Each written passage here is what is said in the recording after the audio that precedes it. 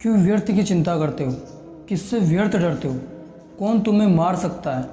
आत्मा ना पैदा होती है ना मरती है। जो हुआ अच्छा हुआ, जो हो रहा है अच्छा हो रहा है, और जो होगा वो भी अच्छा ही होगा। तुम बीते हुए कल का पश्चाताप मत करो, भविष्य की चिंता मत करो, अपना वर्तमान जीते चलो। तुम्हारा क्या गया जो तुम रोते हो? तुम क्या लाए थे जो तुमने खो दिया? तुमने क्या पैदा किया था जो नाश होगा? ना तुम कुछ लेकर आए, जो लिया यहीं से लिया, जो दिया यहीं पर दिया, जो लिया इसी ईश्वर से लिया, जो दिया इसी ईश्वर को दिया। खाली हाथ आए थे और खाली हाथ चले जाएंगे। जो आज तुम्हारा है कल किसी और का था, परसों किसी और का होगा। तुम इसे अपना समझकर मग्न हो रहे हो। बस यही प्रसन्नता तुम्हारे दुख का कारण है। परिवर्तन संसार का नियम है। जिसे तुम मृत्यु समझते हो वही तो जीवन है। एक क्षण में तुम करोड़ों के मालिक बन जाते हो और दूसरे ही क्षण में तुम दरिद्र हो जाते हो। मेरा तेरा छोटा बड़ा अपना पराया मन से मिटा दो, फिर सब तुम्हारा है और तुम सबके। ना यह शरीर तुम्हारा है ना तुम शरीर के हो। यह अग्नि जल वायु पृथ्वी आकाश से बना है और इसी में मिल जाएगा, परंतु आत्मा स्थिर है। फिर तुम क्या हो? तुम अपने आप को ईश्वर को अर्पित करो। यही सबसे उत्तम सहारा है। जो इसके सहारे को जानता है वहाँ भय चिंता शोक से सर्वदा मुक्त है। जो कुछ भी तू करता है उसे ईश्वर को अर्पण करता चल। ऐसा करने से सदा जीवन मुक्त का आनंद अनुभव होगा। भगवान श्री कृष्ण ने महाभारत के युद्ध में अर्जुन को गीता उपदेश सुनाए थे, जिसे सुनकर अर्जुन को ज्ञान की प्राप्ति हुई थी। यह गीता का उपदेश युद्ध भूमि में खड़े अर्जुन के लिए नहीं था, बल्कि यह संपूर्ण मानव जाति के लिए था। और यह उपदेश एक तरीके से लोगों के जीवन में सफलता पाने के लिए भी अचूक मंत्र है। मानव शरीर अस्थायी है और आत्मा स्थायी है। गीता के श्लोक में भगवान श्री कृष्ण ने मनुष्य के शरीर को एक कपड़े का टुकड़ा बताया है, अर्थात एक ऐसा कपड़ा जिसे आत्मा हर जन्म में बदलती है। अर्थात मानव शरीर आत्मा का अस्थायी वस्त्र है जिसे हर जन्म में बदला जाता है। इसका मतलब यह है कि हमें शरीर से नहीं, उसकी आत्मा से व्यक्ति की पहचान करनी चाहिए।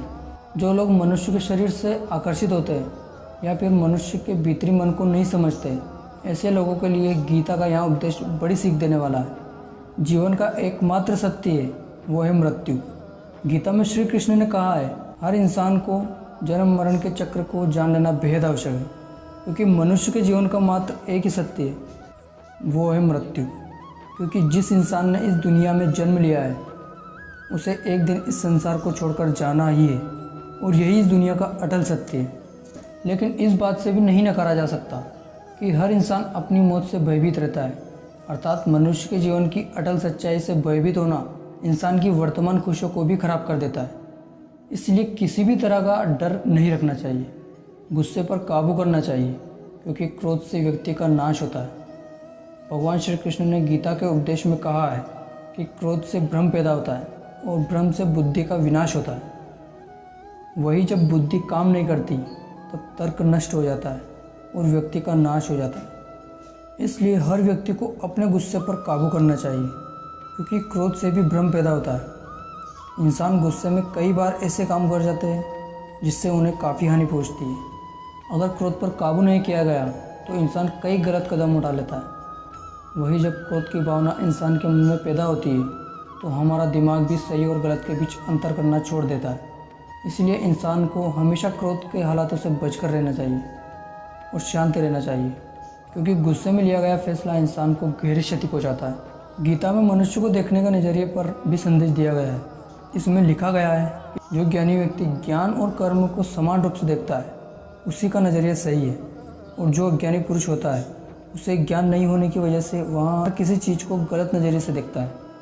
इंसान को अपने मन पर काबू रखना चाहिए।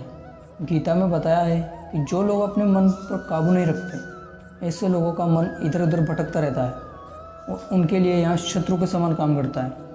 मन व्यक्ति के दिमाग पर गहरा प्रभाव डालता है। जब व्यक्ति का मन सही होता है तो उसका दिमाग भी सही होता है और सही तरीके से काम करता है। मनुष्य को खुद पर विश्वास करना चाहिए।